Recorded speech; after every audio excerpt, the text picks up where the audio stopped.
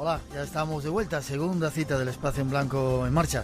Hasta las 4 tenemos para disfrutar juntos de todos esos temas que aquí en el Espacio en Blanco, en Radio Nacional de España, nos ha costado traerte al programa. Déjame que dé las gracias también a Paco Bermúdez, nuestro técnico esta noche. Nos ha costado traerte al programa, compañero, colega. Eso no es cierto, y lo sabes. No, porque quería que vinieras. ¿Cuándo fue? La semana pasada no podías. La anterior estabas en México. La anterior no sé dónde, tío. Es cierto. La verdad es que cuando uno saca un libro y empieza de gira, así como las folclóricas, la verdad es que empieza la agenda a llenarse de citas, y en este caso ya acercándonos a la Navidad, con viajes de por medio, como bien decías, México, y con un montón de historias entre medias, pero bueno, estaba deseoso de pasar un ratito de radio, como hemos pasado muchos. Sí, señor, y lo que nos queda, espero. Sí. Saludar a Alberto Granados, nuestro compañero periodista, compañero de radio, escritor, autor de La Última Hora, la historia más curiosa. Muy curiosa. Yo os recomiendo que no tengáis el libro. No sé si se puede decir eso, porque yo llevo el fin de semana, de repente abres una página y te vas enganchando y cacho mamón, no me dejas trabajar. Igual que me pasa con algunos otros compañeros que tenemos y amigos. Son ideales además para viaje, yo creo. Yo creo que son esos libros de aeropuerto. ¿Lo puedes pillar en cualquier sitio? Efectivamente, y ahí te pueden hacer un viaje de estos largos. Además, estos días que hemos tenido toda esa movida gorda con los controladores, alguna persona ahí por Facebook me decía... Los que hubieras vendido ayer. Bueno, no, pues ha habido alguno que me ha dicho, oye, me lo he leído entero esperando de un avión a otro o esperando ahí en el aeropuerto, ¿no? O sea, que son ideales para eso. Alberto, ¿por qué ese interés por la historia? Bueno, más que... ¿Cómo surgió esta historia? Fíjate, más que por la historia, yo creo que, como tú bien me conoces, por las historias curiosas, ¿no? Soy un buscador de historias curiosas. En un momento dado las busqué en las leyendas urbanas, en otro momento las busqué en la ciencia, y en este caso yo creo que la historia era esa cita pendiente que tenía, ¿no? Soy un apasionado de la historia, y a lo largo de estos años se me habían cruzado algunos personajes que yo decía, esto no se puede quedar así, esto tengo que investigar un poquito más y tengo que darles un poquito más de vida, ¿no? Y al final fui repartiendo pues una serie de capítulos muy diferentes, y se fue conformando la historia más curiosa, que en un principio se iba a llamar Grandes Momentos de la Historia, pero al final hemos conseguido... Eso me recuerda a Goma Espuma, sí. A mis colegas. Y al final hemos conseguido la historia más curiosa, y verdaderamente es lo que podemos encontrarlo en el libro. Un buen regalo para Navidades. Tenemos 5 libros esta noche para sortear entre la gente que quiera participar con nosotros. Repetimos los teléfonos: 900-137-137 y el email espacioenblanco@rtv.es, o a través del muro de Facebook. Alberto, qué curioso lo de la historia, cómo cambia dependiendo del punto de vista, ¿no? Yo no sé si es que la historia la escriben los que la ganan, evidentemente los que ganan la guerra y esas cosas, pero cuando la revisas, de repente lo que parecía verdad, en tu libro das muchos ejemplos de ellos, no es verdad. Sí, le hemos titulado Las leyendas urbanas de la historia, ¿no? Esas historias que nos han contado y que hemos dado por ciertas, y que luego han cambiado mucho, ¿no? Date cuenta que la historia la escribe, como tú bien decías, depende mucho de quién la haya escrito, ¿no? Solo hay que coger los libros que teníamos de nuestros padres o de nuestros abuelos, ¿cómo ha cambiado? De los años 60 o los años 50, y darnos cuenta de que la historia que se contaban y se reflejaba en esos libros no tiene que ver nada con la realidad, ¿no? Luego, muchos de los hechos históricos que tenemos reflejados hoy en día son porque ha habido algún escriba que en un momento dado ha conseguido plasmarlo en un papel, ¿no? Pero hay que tener en cuenta que personajes como, por ejemplo, Alejandro Magno, que se acompañaban de su escriba, claro, el escriba lo que tenía era el intentar ensalzar al máximo a la persona con la que iba, ¿no? Escribir lo que decía Efectivamente, ¿no? Y entonces si Alejandro Magno se enfrentaba a 500 personas, pues el escriba ponía que había derrotado a 50.000 o a 60.000, ¿no? Con lo cual las crónicas que tenemos nos llegan un poquito distorsionadas, ¿no? Y luego hay muchos personajes que han sido, sobre todo hay un capítulo en el libro que son los malos de la historia, que estos personajes que han sido tan odiados y tan repudiados, al final lo que se han creado es una especie de leyenda negra que se ha ido aumentando con el tiempo, y si habían asesinado a 50 o a 100 personas, al final la historia les pone como que han asesinado a 2.000 o a 3.000, ¿no?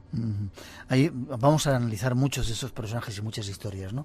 Pero en esa introducción decíamos de uno que quiso volar, y me llama mucho la atención. ¿Lo tienes a mano para contar algo? Hombre, por supuesto, es el caso de Franz Reichel, que fue un conocido y prestigioso sastre austriaco. ¿Sastre? Sí, era un sastre que estaba afincado en París y vivía en el París de aquel bullicioso París de 1912. Y aquel hombre estaba obsesionado con poder volar. Empezaba, aparte de hacer sus diseños de sastre, este hombre lo que hacía era también diseñar algunos artefactos para poder volar, ¿no? Él pensaba que se podía diseñar una especie de capa parecida, pues como si fuera casi las alas de un murciélago, y él estaba convencido de que eso se podía llevar adelante y que se podía conseguir volar, ¿no? Bueno, pues este Frank Rachel finalmente pues hizo un diseño, cogió un maniquí, pidió permiso a las autoridades parisinas para que le dejaran subirse a la Torre Eiffel. Nada menos. Y el hombre se subió con su maniquí, lo lanzó desde allí, el maniquí se estrelló en el suelo. Y bueno, él estaba convencido que aquello había sido así porque el maniquí no había podido abrir los brazos y que por eso no había funcionado su diseño, ¿no? Al final consiguió esos permisos. En 1912 consiguió permiso de las autoridades, que le obligaron a firmar un papel eximiendo de toda responsabilidad a todo el mundo. Este hombre subió hasta a la mitad de la Torre Eiffel, alzó sus brazos, se lanzó al vacío y cayó desplomado al suelo, ¿no? Este hombre, le he titulado yo esa muerte por creerse un pájaro. Pero además es curioso porque si uno teclea en internet Frank Rachel, lo puede encontrar las imágenes de vídeo auténticas, ¿sí?, grabadas de cómo se sube a la Torre Eiffel, de cómo se lanza, de cómo cae al vacío y de cómo lo recogen y lo transportan ya para el hospital, ¿no? Es impresionante ver la historia y el sueño de una persona como al final se queda en nada, ¿no? Muerto por creerse un pájaro.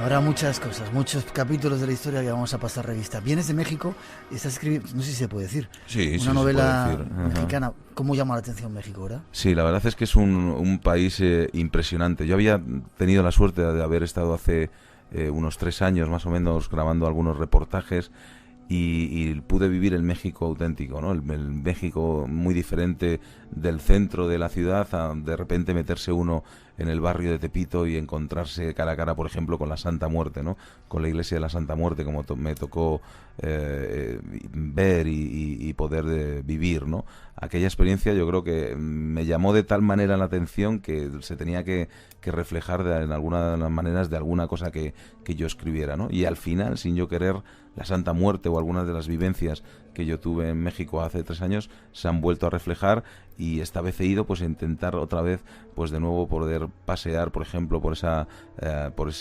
calle de los muertos de Teotihuacán, viendo esa pirámide del Sol y esa pirámide de la Luna que tan importantes están haciendo. Tú lo sabes muy bien, de cara al 2012, pues cantidad de chamanes que llegan allí, mucha gente que ve amanecer, que ve anochecer en esas pirámides. Y los nuevos descubrimientos que se han hecho. Y los nuevos descubrimientos que se van haciendo y que se siguen haciendo de los rituales que allí se realizaban, porque quizás es una de las ciudades que más enigmas puedan tener, una civilización que de repente desapareció y que no tenemos muy claro todavía, ni se sabe muy bien por qué se destruyó una civilización que se podían estar en esa ciudad sagrada 50.000, 60.000 personas, que de repente la historia se ha olvidado de ellos, desaparecieron y no se sabe muy bien lo que ocurrió, ¿no? Yo creo que México tiene esa fascinación, es un país donde se vive todo muy intensamente, donde la ciudad se vive con intensidad, donde las calles no se cierran nunca, donde ves gente a todas horas y donde te sigues fascinando por el cariño de la gente, ¿no?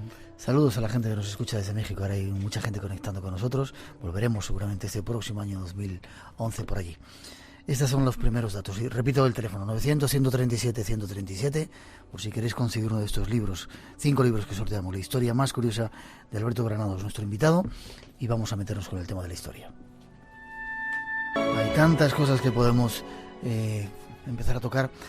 Quizá, bueno, eso como hemos ido hablando, ¿viajó Cristóbal Colón en 3 carabelas o esto es mentira? Bueno, eso nos han explicado en el colegio, ¿no? Yo al menos Pinta, así, la niña y la Santa María. La Santa María, la Pinta y la Niña, ¿no?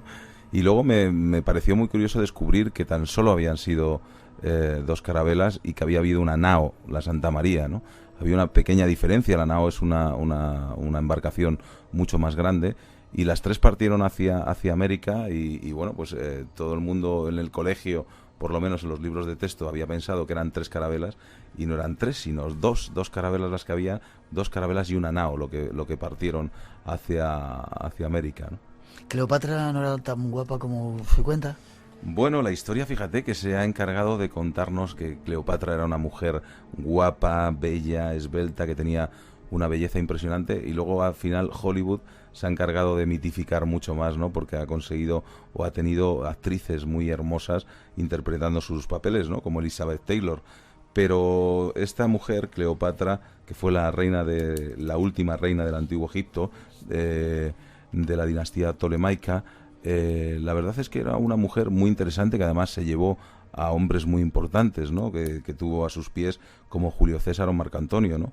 Lo que pasa es que ese mito de la belleza de la reina egipcia lo han destruido dos monedas que se han encontrado en el archivo británico, ¿no? En ellas se muestra una Cleopatra pues con la nariz larga y afilada, con una barbilla pronunciada y con los labios nada sensuales, ¿no? Con lo cual, esa imagen que nos habíamos pensado que era de Cleopatra, al final, la realidad, unas monedas acuñadas, nos han venido a tirar por tierra aquella historia que habíamos pensado de que era una mujer bastante hermosa, ¿no? Lo que sí debía ser una mujer muy interesante, debía tener unas armas de seducción muy importantes para haberse llevado a los personajes más importantes de la historia, ¿no? Es curioso porque dicen que está a punto de encontrarse su tumba. Decía Sergio Aguas también cuando estuvo en nuestro programa, que es una de las tumbas que están detrás y que lo tienen casi todo más o menos controlado. Sí, además, el descubrimiento. Tú sabes que en Egipto y bueno, Zahi Hawass es muy inteligente y sabe dosificar muy bien todo lo que se diga y se haga. Cuando llegan vacaciones, Egipto, Semana Santa, Navidad o verano, grandes descubrimientos. A lo mejor cosas que han descubierto ya hace 2 o 3 años, ¿verdad? Sí, yo creo que sí, y yo creo que estamos... Todo el mundo, yo creo que casi todos los periodistas por lo menos los que se dedican también a la historia y a la arqueología, sería una de las noticias más importantes, ¿no? Encontrar esta tumba tan preciada y que tanta gente lleva buscando desde hace mucho tiempo. Y yo soy también de la opinión que estamos muy cercanos a ese descubrimiento, ¿no? Nosotros, por si acaso, sabes que nos vamos el lunes a estar al lado de la pirámide por si se descubre. Anda, que tú vienes de México, no te quejes. George Washington, ¿fue el primer presidente de los Estados Unidos o esto también es una historia que nos han contado? Bueno, teóricamente sí que fue George Washington ese primer presidente de los Estados Unidos, aunque prácticamente se le podría adjudicar este honor a otro personaje llamado Peyton Randolph, que presidió el Congreso Continental. Algo así como un gobierno provisional que agrupaba las 13 colonias que formaban la Norteamérica británica y que luego más tarde se convirtieron en Estados Unidos. Tras la dimisión de Peyton Randolph, además hubo 8 personas más que fueron nombrados presidentes en funciones hasta que ya en el año 1789 se aprobó la Constitución americana y ya se llevaron a cabo las primeras elecciones y en esas elecciones salió George Washington, ¿no? Pero lo que era ese gobierno provisional, ese Congreso Continental, fue antes presidido por otras 9 personas, con lo cual, bueno, George Washington fue el primer presidente americano, pero entre comillas también. Ya. ¿Cuántas matizaciones hay que hacer a la historia, eh? Sí, muchísimas, porque ya te digo, es que nos pensamos una cosa y luego realmente, si uno brucea y brujulea, se da cuenta de que hay otra, ¿no? Yo creo que es lo más importante que podemos, la lectura que se puede sacar de este libro, por ejemplo, ¿no? Que todo hay que darle una vuelta, hay que contrastar. Estamos viviendo en una sociedad que va muy rápida, que la información va muy deprisa y no nos paramos a contrastar, a mirar, a rebuscar. Y esto es solo el inicio para que alguien, si hay un personaje que le gusta, si hay algo que le llame la atención, siga brujuleando, siga buscando información y siga revisando e intentando buscar otros libros y otros autores para contrastar más noticias, ¿no? Pero que no hagan caso de lo que se cuenta en Internet porque de repente son a veces muchas mentiras que se van generando y yendo de un sitio para otro, ¿verdad? Yo creo que ha sido el gran problema que yo he tenido, ¿no? Que uno no se puede fiar absolutamente de Internet, ¿no? Si tú, por ejemplo, es muy sencillo además de hacer la prueba. Tú, por ejemplo, pones el nombre de cualquier personaje, ¿no? Y pones, yo que sé, Alejandro Magno. Y simplemente con que teclees su fecha de nacimiento, su fecha de función, seguramente en 15 o 20 páginas te dirán una fecha diferente, ¿no? Con lo cual uno no sabe muy bien a qué fecha acogerse y uno tiene que tirar más de hemeroteca, de libros y de información escrita que de Internet, que tiene la gran ventaja de que estamos informados de 1000 cosas, pero la información hay que contrastarla mucho. Otro asunto antes de seguir con más historias. Alcatraz, esa famosa prisión.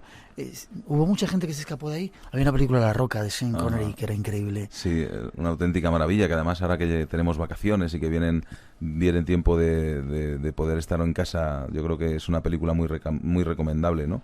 Hombre, hoy en día Alcatraz se ha convertido en una atracción más para los turistas que visitan esa bahía de San Francisco en California, pero claro, en sus tiempos esta cárcel fue considerada como una de las cárceles más inexpugnables de la historia, ¿no? O por lo menos así se pensó hasta que fue desmantelada en 1963. La isla se convirtió en prisión en 1934 y estuvo operativa más o menos durante 29 años. Aquella mole de cemento fue el hogar de presos tan emblemáticos como Al Capone. Al Capone, ¿no? Estuvo por ahí. Y de ahí se decía que no se habían escapado absolutamente nadie, pero sí que hubo 3 personajes Frank Morris, John Anglin y Clarence Anglin, 2 hermanos, que desaparecieron y que huyeron de esa cárcel. Estuvieron planeando durante mucho tiempo, uno de ellos fue Franklin Morris, que fue un poco el cerebro y la invención. Los 3 venían de diferentes cárceles, los 3 tenían bajo sus espaldas un montón de fugas de otras prisiones, y se les mandó precisamente aquí a Alcatraz porque se suponía que de aquí no iban a poder salir nunca, ¿no? Frank se dio cuenta de que de su ventana de ventilación cedía un poco la arenilla que había alrededor, empezó a rascar y se dio cuenta de que podía llegar a conseguir pues hacer un boquete lo suficientemente grande como para poder introducirse hacia él y tirar hacia los conductos de ventilación. Necesitó la ayuda de muchas personas, hubo muchos presos implicados en esta fuga que le fueron suministrando prácticamente de todo, desde pelo natural de la barbería para poderse hacer esas caras que simularon que estaban dormidos y dejaron caras de maniquís que hicieron hasta con pelo auténtico que les habían dado sus compañeros. Y bueno, pues a la hora estipulada iban a ser 4 los que se iban a fugar, pero uno de ellos se fue retrasando en el tiempo, le estuvieron esperando en un túnel de ventilación en el que habían quedado y no llegó a tiempo. Los 3 presos empezaron a ir por esos túneles de ventilación que les llevaron hasta el techo de la prisión. Por el techo de la prisión fueron durante bastante tiempo hasta que tuvieron que saltar varias vallas, y allí, bueno, pues con un montón de chalecos que consiguieron inflar, creo que con un acordeón, montaron esa especie de barca. ¿Te dice cómo salieron de la isla? Sí, y con esa barca se lanzaron rumbo hacia California y nunca más se volvió a saber de ellos, o al menos la prensa oficial dice eso, ¿no? Parece ser que bueno, que tuvieron que soportar el agua, es un agua casi congelada, gélida, la que había en ese momento. Tiburones. Bueno, a la mañana siguiente los carceleros, obviamente, cuando se dieron cuenta que faltaban esta gente, dieron la voz de alarma. Se comenzó una de las cacerías más grandes de la historia, con cientos de policías, con agentes del FBI que rastrearon toda la zona y que montaron un dispositivo de seguridad del cual era casi imposible salir, ¿no? La policía encontró un bolso que había sido fabricado con impermeables, donde estaba la documentación y los objetos personales de los 2 hermanos, y no se encontraron los cuerpos de estas 3 personas. Los investigadores dicen que fue imposible que hubieran sobrevivido de aquella hazaña, pero lo cierto es que no se volvió a saber de ellos y nunca más se volvió a tener noticias de estas 3 personas que consiguieron al menos salir de Alcatraz y que consiguieron que la cárcel tiempo después fuera cerrada, ¿no? Espacio en blanco. Un viaje al mundo de lo desconocido.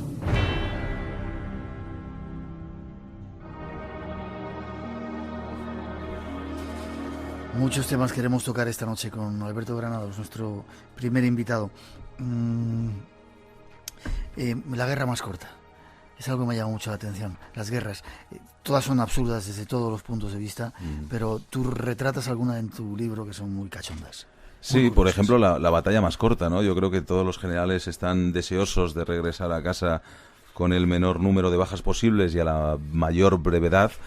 Y bueno, pues algunos lo consiguen y otros no. En este caso, yo cuento aquí la batalla más corta de la historia, que se llevó a cabo por la Marina Real Inglesa, que llegó a derrotar a un sultán de Zanzíbar en 1896 y que duró tan solo 38 minutos, con lo cual es la batalla más corta de la historia. Ya podrían los ingleses o Gran Bretaña, la Marina, la Royal Navy contra los...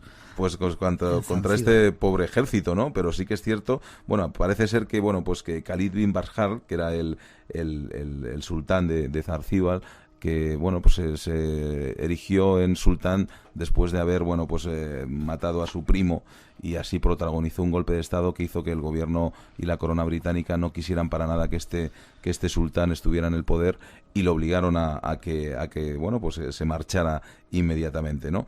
Parece ser que le dieron un ultimátum, había un montón de barcos, había 3 barcos de la Armada Inglesa preparados para atacar.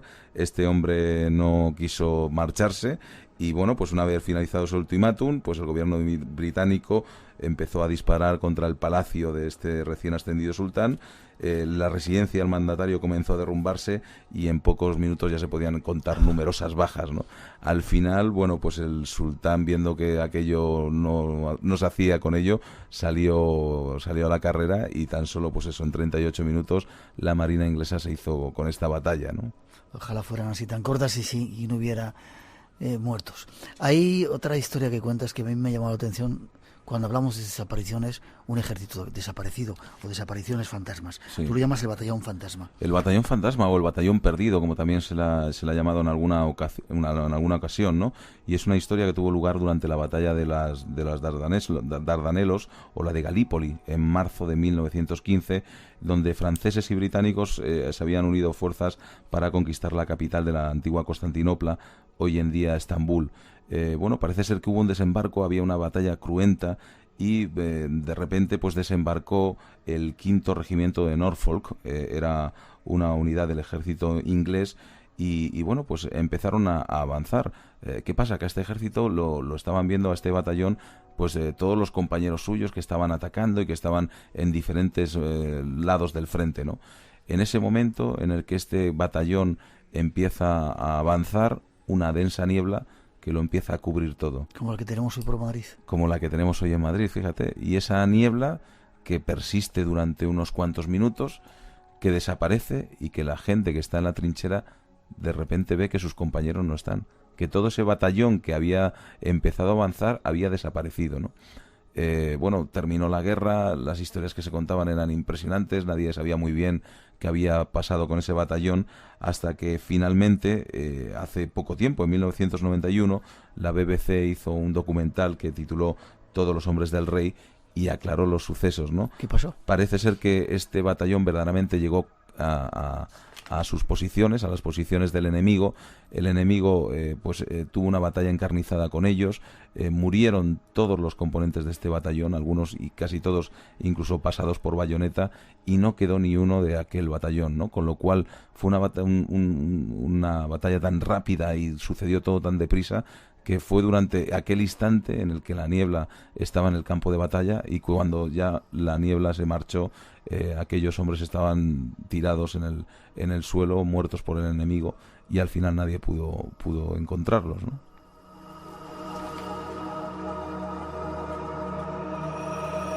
O sea que no hubo una desaparición misteriosa como se ha contado muchas veces, igual que ejércitos también chinos. Ajá. O algunos escuadrones chinos que de repente desaparecían. Había una explicación. Sí, en este caso por lo menos los investigadores pudieron conseguirla con mucho tiempo después, ¿no? Dándose cuenta de que había habido ahí una auténtica matanza, ¿no? De todo un batallón. 3 cosas más antes de pasar a ver algunos malos. Muerto de risa. Hay un capítulo que habla de gente que había muerto de risa. No es para reírse, pero bueno. La hilaridad fatal se llama la enfermedad, por así decirlo, ¿no?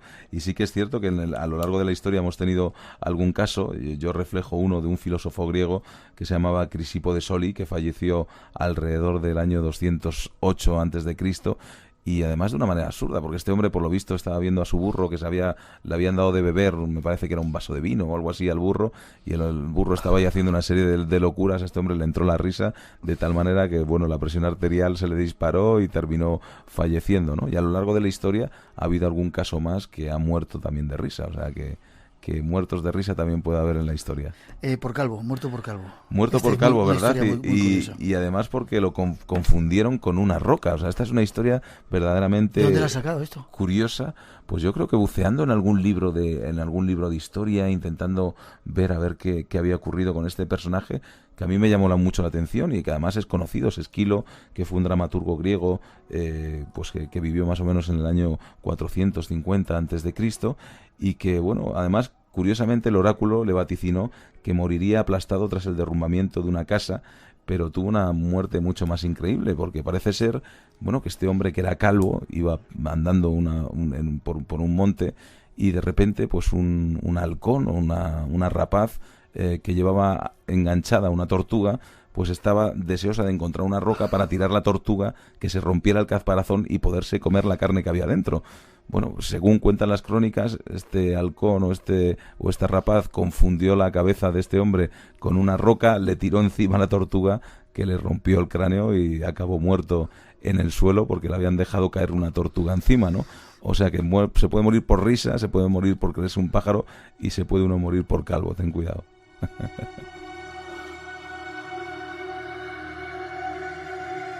¿Eso va con segundas? No. Yo me tapo la cabeza cuando salgo por ahí, última cosa, hormigas buscadoras de oro. Me ha sorprendido mucho a mí esta parte. Esta es una historia verdaderamente impresionante, ¿verdad? Que además la escribió y dio constancia de ella el historiador griego Heródoto, que tantas historias nos ha dejado, ¿no? Este hombre, este sabio griego, dejó escrito que había descubierto una especie de hormigas gigantes que eran, según él, mayores que un zorro, pero más pequeñas que un perro, y que estas curiosas criaturas, según él describía, tienen sus madrigueras bajo el suelo, y para hacer sus nidos lo que hacían era excavar en la tierra y luego la amontonan fuera, al igual que las hormigas que nosotros conocemos, pero como las tierras en las que habitan poseen un rico contenido en oro, estas hormigas se encargan de sacarlo de las profundidades y la gente de la aldea enganchaba esa arena y luego la vendía, ¿no? Se encargaban un poco de ese trabajo que hacían estas hormigas gigantes, ¿no? Heródoto situaba en un lugar geográficamente bien descrito de dónde estaban, pero eso se había quedado ahí en la historia, hasta que en 1980... Esa era la leyenda, ¿no? Esa era la leyenda, las hormigas gigantes, ¿no? Hasta que un investigador dijo, bueno, voy a ver qué hay de cierto en esta historia, y en 1980, pues este antropólogo y explorador que es francés, se llama Michel Peisel, bueno, pues que conocía muy bien la cordillera del Himalaya, se fue a investigar a ver qué eran esas hormigas, y al final lo más apasionante de esta investigación fue descubrir que esas hormigas gigantes a las que se refería Heródoto eran en realidad marmotas, un tipo de marmota. Claro, era un animal que, tal como lo describía este historiador, era cierto porque era mayor que un zorro pero más pequeño que un perro, y también, bueno, pues la forma de excavar era tal y como lo había dicho Heródoto, ¿no? En ese momento, cuando fue este investigador, ya en las tierras no había tanto oro como había en aquel entonces, pero sí que parece curioso que en aquel momento este hombre reflejara que había encontrado unas hormigas gigantes, ¿no? Qué curioso. Antes de pasar, es que si sigo mirando cosas en tu libro, Robin Hood, ¿no fue tan bueno y robaba a los ricos para dárselo a los pobres? Bueno, la historia sí que se ha tenido que buscar a este personaje. Bueno, se suponía que era un arquero que vivía escondido en esos bosques de Sherwood, cerca de la ciudad de Nottingham, y que su fama crecía por haber robado, ¿no? Que robaba a los ricos y se lo daba a los pobres, ¿no? Algunos investigadores han revelado, bueno, pues que tal y como decía la leyenda, se habían basado en un personaje real que vivió en 1290 en ese condado de York y que se rebeló en armas contra el rey Eduardo II de Inglaterra, ¿no? Bueno, pues parece ser que este hombre al final escapó a los bosques, que sí que verdaderamente robaba y se hacía con muchas caravanas de gente que pasaba por ahí. Lo que parece ser es que este hombre no repartía el botín como en la literatura se ha contado de Robin Hood, ¿no? Parece ser que el dinero se lo quedaban para sobrevivir ellas, ¿no? Y finalmente el propio rey, del que él se había escapado, pudo conseguir con un grupo de nobles arrestarlo y que, bueno, pues al final tuviera que prestar fidelidad a ese monarca, ¿no? O sea que Robin Hood está sacado de un personaje real, pero la historia ha cambiado un poquito, ¿eh? 2:40, 1:40 en las Islas Canarias, esto es Radio Nacional de España. Estamos en el Espacio en Blanco, dando a luz algunos misterios de la historia que no es como nos la han contado. Alberto Granados es nuestro invitado y tenemos ese premio para sortear, un buen regalo de Navidad o de Reyes, 900-137-137. Si queréis participar, vamos a conocer a más personajes.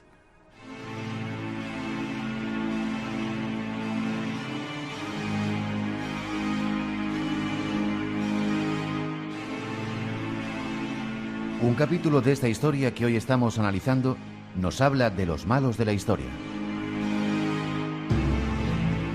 Ha habido muchos a lo largo del tiempo, y entre ellos destaca a Gilles de Rais, el aristócrata asesino.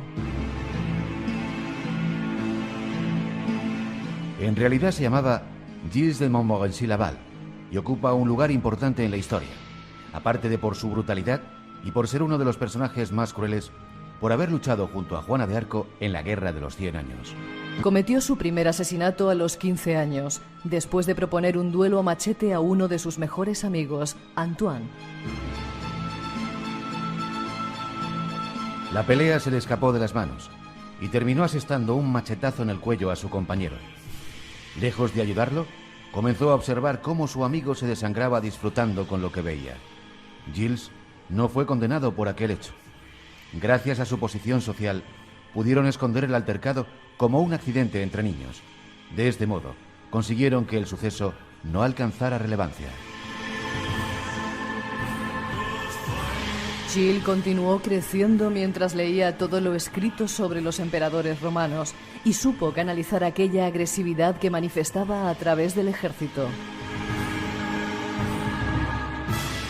Su abuelo lo ayudó para que sirviera a las órdenes de Juan V, el duque de Bretaña, y allí destacó como un soldado con una valentía admirable.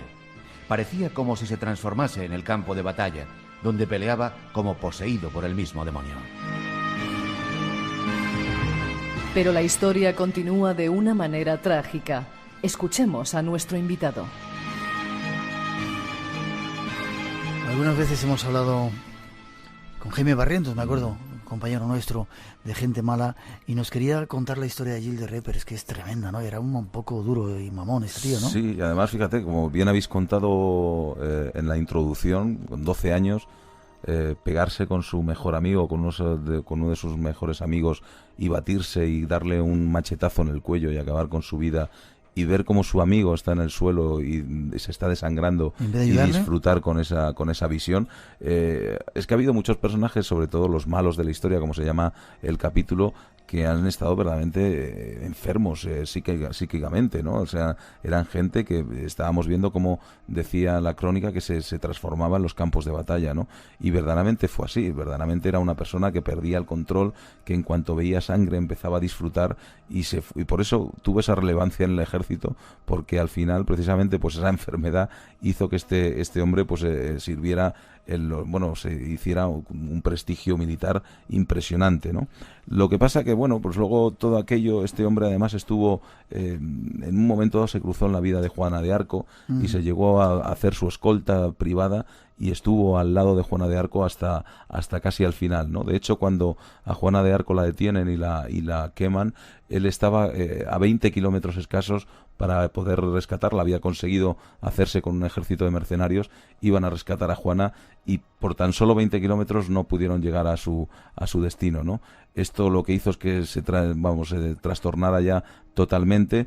Y bueno, pues eso, añadido a la muerte de su abuelo también, al que quería mucho, que le despojaran de sus títulos, pues hizo que un poco esta persona pues ya empezara a volverse verdaderamente enfermiza y empezara a hacer cosas impresionantes, ¿no? Este hombre parece ser que, bueno, pues empezaba a hacer unas fiestas extrañísimas, empezó a dilapidar su fortuna, se dejó esa barba, esa larga barba negra que era casi con tonos azulados, y de ahí la leyenda de Barba Azul, la famosa leyenda de Barba Azul viene de este personaje, ¿no? De Gilles de Rais. Bueno, pues estos se empezaron a hacerse muy famosos en toda la comarca, los festejos que este hombre organizaba, y que se convertían en espectáculos bochornosos que rozaban la locura. Este hombre contrataba, por ejemplo, voces especializadas en gregoriano y los obligaba a cantar durante horas hasta que entraba una especie de trance, compraba órganos, contrataba monjes, soldados, hacía representaciones con actores a los que disfrazaba perfectamente y creaba unas grandes coreografías. Lo que pasa que todo eso al final también fue derimiendo, y todo lo que empezó a ser cosa de espectáculo empezó también a buscar ya sangre, ¿no? Y a buscar a los más jóvenes, ¿no? de las aldeas cercanas, ¿no? Pronto sus ejércitos y sus tropas empezaron a buscar gente joven por otras aldeas, empezó a matar, a degollar, a hacer todo tipo de barbaridades a los pequeños, ¿no? Además, disfrutaba especialmente viendo la sangre de los más pequeños, decían manar a borbotones. Y bueno, para que nos demos cuenta de la barbaridad de este hombre, las crónicas dicen que a veces arrancaba las cabezas de los niños, las ponía como una especie de picas, y hacía pues concursos para ver cuál era el rostro más bello, ¿no? Rostro de cabezas inertes colocadas en estacas, ¿no?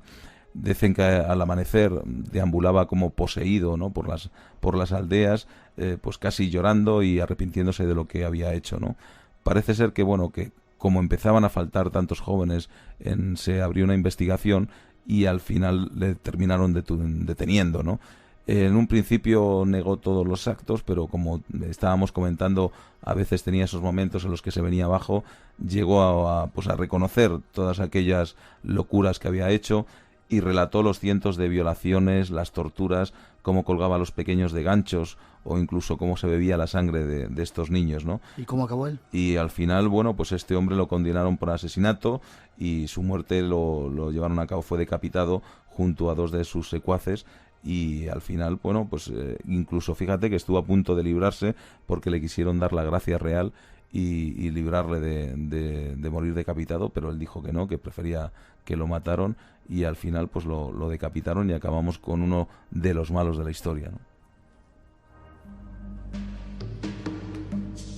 De mala, pero bueno, sirva el ejemplo para que ojalá la historia no se repita y sí que se conozca lo que han ocurrido, lo que han hecho. Mengele, el Doctor Muerte, es otro de los personajes tremendos, ¿verdad? Que se pensaba que no... Tuvo una muerte también curiosa que me gustaría que me contaras. Mira, yo creo que es de esos personajes además que bueno, quizá un poco más despreciables, ¿no? Porque hizo tantas locuras, hizo tantas barbaridades que a mí verdaderamente cuando uno se pone a recoger información y a ver sobre este hombre, pues la verdad es que se queda impresionado, ¿no? Ese Mengele conocido como el Ángel de la Muerte. Y que bueno, pues que este hombre estudió medicina y antropología en las universidades de Múnich, de Viena y de Bonn, o sea que era una persona que tenía estudios científicos, pero que su locura le llevó a cometer auténticas barbaridades, ¿no? Parece ser que fue destinado a un campo de concentración de Auschwitz, a sustituir por casualidad la baja de un médico que estaba allí, y al final pues este hombre se quedó allí y empezó a investigar y a hacer auténticas locuras, investigaciones que luego curiosamente no llevaron a ningún beneficio científico. No sirvieron de nada. Todo lo que hizo este hombre no sirvió absolutamente para nada, ¿no? Un hombre que dicen que iba silbando algunos compases de la música de Puccini cuando se acercaba hacia la estación para recoger a todos aquellos que iban a ser, bueno, pues experimentos en sus propias manos, ¿no? Tenía además una obsesión especial por los gemelos, a los que utilizaba para los macabros experimentos, pues porque él pensaba que si a las mujeres arias conseguía, bueno, que cada una de ellas tuviera gemelos, bueno, pues obviamente pues la raza aria iba a reproducirse con más velocidad que la otra, ¿no? Fueron más de 200 parejas de gemelos a los que apartaba, los ubicaba en un recinto especial del campo y les concedía de forma temporal algún privilegio más que al resto, aunque en el fondo cualquier persona podía ser una buena cobaya para sus pretensiones, ¿no? Bueno, fueron tantas cosas. Este hombre, por ejemplo, intentó cambiar el color de los ojos de varios niños inyectando en las retinas todo tipo de sustancias químicas, o pretendió crear siameses de manera artificial, uniéndolos mediante operaciones las venas a varios gemelos, claro, operaciones que muchos de ellas se realizaban sin anestesia, donde verdaderamente crecían, bueno, o sea, que quedaban muchos de ellos sobre la mesa de operaciones, ¿no? Eran auténticas locuras, ¿no? Su obsesión por conocer el grado de resistencia de los seres humanos, por ejemplo, le llevó a sumergir a inocentes en aguas heladas para notar el tiempo que tardaban en morir. Bueno, pues la verdad es que hacía unos experimentos impresionantes e increíbles, ¿no? Lo que pasa es que curiosamente este hombre al final consiguió escapar, y después de terminada la Segunda Guerra Mundial, este hombre se marchó con una identidad falsa a Sudamérica, y estuvo viviendo durante mucho tiempo. Parece ser que murió en 1979 en Brasil, con una familia con la que vivía. Parece ser que ya mayor como estaba, lo llevaron a una de las playas y allí... ¿Vivía en las favelas? ¿Vivió en las favelas? Vivía en las favelas, allí escondido, como si fuera una persona más de allí, y parece ser que lo llevaron un día a bañarse al agua, y un pequeño accidente hizo que se cayera y que este personaje, que había sido tan cruento, pues muriera ahogado de la manera más inocente, ¿no? Al final se llevó un grupo de científicos norteamericanos para que lo identificaran, y finalmente al final descubrieron que se trataba de Mengele, el Ángel de la Muerte, uno de los asesinos más importantes de la historia. Enseguida vamos a cambiar de argumento, porque no nos gusta mucho esto de los asesinos, pero hubo mujeres también curiosas, ¿no? Ranavalova. Bueno, esta mujer ¿Sí lo he también... dicho bien? sí, bueno, Ranavalona. pero es que, fíjate, voy a buscarlo porque esta mujer tenía un nombre que curiosamente me llamó mucho la atención cuando lo escribí, ¿no? Lo tengo por aquí, pero bueno, tenía un nombre larguísimo y la verdad es que era una mujer impresionante que la llegaron a llamar la Calígula femenina, para que nos demos idea del... Mira, tengo aquí escrito Rabodoandriandonanioponia Merina. Así era como se llamaba esta mujer que vivió y que nació en 1782 y que bueno, pues era una auténtica monarca, que era una dictadora, ¿no? Acabó, bueno, pues con todos los tratados internacionales que existía, y esta mujer reinó en Madagascar. Y bueno, su obsesión era no dejar a un solo cristiano con vida en su reino, ¿no? Persiguió a todos aquellos que profesaban la religión católica, los ejecutó sin piedad. Bueno, a la gente hacía experimentos con ellos, les obligaban a beber a la gente diferentes venenos, los tiraba en aguas repletas de cocodrilos, los asaba literalmente vivos sobre ascuas ardientes. En fin, fíjate si era mala que su propio hijo denunció a las autoridades para que por favor hicieran algo con ella, y su propio hijo rogó al emperador Napoleón III que invadiera la isla y que destituyera a su madre del poder. O sea que era un auténtico monstruo esta mujer que gobernó durante mucho tiempo en Madagascar, ¿no? El personaje malo que más te ha llamado la atención mientras escribías el libro, antes de pasar a otras historias que... Bueno, yo creo que todos tienen ha sido como tú bien dices, ¿no? Un capítulo que hay que pasarlo muy rápido, ¿no? Y que lo hemos puesto un poco también para que aprendamos, ¿no? Del mal que ha habido en el mundo, ¿no? Pero sin duda yo creo que uno de los personajes más terribles, yo creo que podría ser Vlad Tepes, ¿no? Ese famoso empalador, y que, fíjate si sería terrorífico que el escritor irlandés Bram Stoker fue el que cogió para su personaje de Drácula, ¿no? Curiosamente no estuvo por allí. Bram Stoker no estuvo ni en Transilvania ni nada, y sin embargo, basándose en esa figura de ese personaje, creó de ese personaje histórico, de esa persona, creó el personaje de Drácula. Qué curioso, sí, ¿verdad? Este príncipe de Valaquia, yo creo que, bueno, por todo lo que estaba ahí, este es otro de los personajes que, como te contaba en un principio, al final yo creo que la historia ha aumentado mucho más, por sí que yo creo que la gente lo temía mucho, y ha habido muchas historias que se han inventado, ¿no? Y quizá el personaje ha cogido más fama de la que verdaderamente tenía, ¿no? Pero este hombre se hizo famoso, curiosamente, por esa manera extraña y terrorífica de matar a sus enemigos, que era empalándonos, ¿no? Los atravesaba un palo por las tripas, los colgaba como a 2 metros de altura, e incluso le gustaba hacer formas geométricas, ¿no? Y hay alguna imagen y algún grabado en el que este hombre hacía como circunferencias a su alrededor, y todo, imagínate, un bosque de personas humanas gritando y desangrándose, que no estaban muertas todavía, y el hombre se pegaba auténticos festines viendo como aquellas personas morían y despedazando a sus adversarios, ¿no? Este hombre, curiosamente, era muy querido por su pueblo, porque acabó con toda la delincuencia, con todos los maleantes, que además en una curiosa ceremonia, ¿no?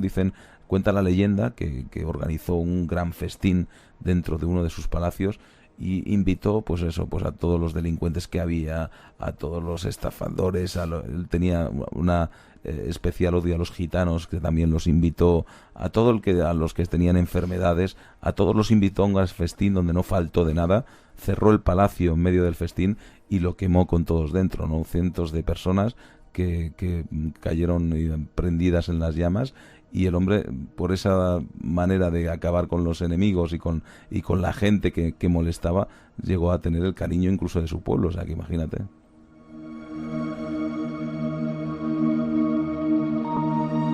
Hay otro capítulo, antes de pasar a una parte más cachonda, hablando de espías. Preguntan algo, si hubiera posibilidad de cambiar la historia en los textos escolares. Que si se podría cambiar la historia, sí, de hecho yo creo que se va cambiando, ¿no? Y al final depende un poco, yo creo que según vamos avanzando y vamos teniendo más información, yo creo que esos libros de texto van variando, ¿no?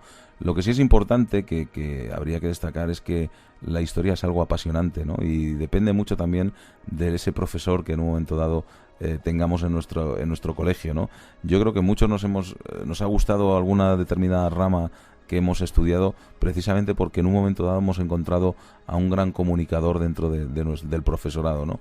Y yo creo que es importante la historia contarla con la cantidad de matices que tiene, pero de manera entretenida y de manera amena, ¿no? Por eso también era un poco el empeño del libro, ¿no? El que podamos contar un montón de historias pues de una manera entretenida, ¿no? Y que la historia no se haga pues un plomazo, ¿no? Y yo creo que es importante destacarlo eso, ¿no? Hay que comunicar, ahora en la información, como tú bien dices, tenemos internet, tenemos un montón de sitios de donde coger información, ver vídeos, ver películas, y la historia puede ser apasionante, sin ninguna duda. Tú lo cuentas muy bien. En un minuto, antes de hacer la pausa, en la segunda parte vamos a contar historias de espías. No sabía que había espías. Hay uno cachondo, no lo vamos a adelantar, pero enano que se rapaba el pelo, vaya colega. Sí. En la iglesia también hay muchas cosas de la historia que habría que cambiar, ¿verdad? Sí, desde luego, es que hubo montones, un momento bastante duro en la iglesia donde valía absolutamente todo, donde todo se permitía, donde se podían comprar las indulgencias, donde los papas asesinaban unos a otros, donde por ser hijo familiar de un papa podías tener todos los beneplácitos del mundo, ¿no? Y esa historia negra de la iglesia también se destaca en el libro. Pero bueno, hasta hoy en día hay historias que vamos conociendo truculentas, ¿no? de una iglesia que han sido, yo creo que han tenido uno de los mayores también, estamos hablando de espías, de los mayores servicios de inteligencia, ¿no?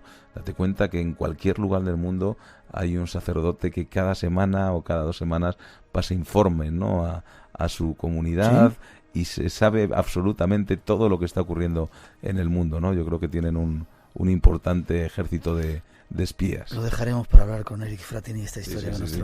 Él es el auténtico maestro en esto. Sí, señor.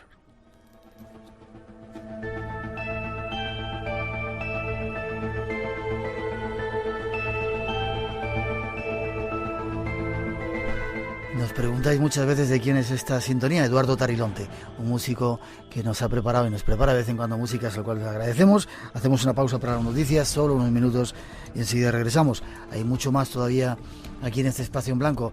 Os va a contar Alberto, nos va a contar algunas de las historias que recogen ese libro, la historia más curiosa de espías y otros cuantos hechos curiosos que hay por ahí. Déjame que diga, no, lo decimos después. En un segundito vamos a decir a los ganadores, no os vayáis, en la segunda hora tenemos un montón de cosas que contaros. Ganadores de ayer, si queréis participar, 900-137-137 nuestro teléfono, 5 libros, un buen regalo de Navidad y de Reyes, sorteamos esta noche. No os vayáis, que enseguida regresamos.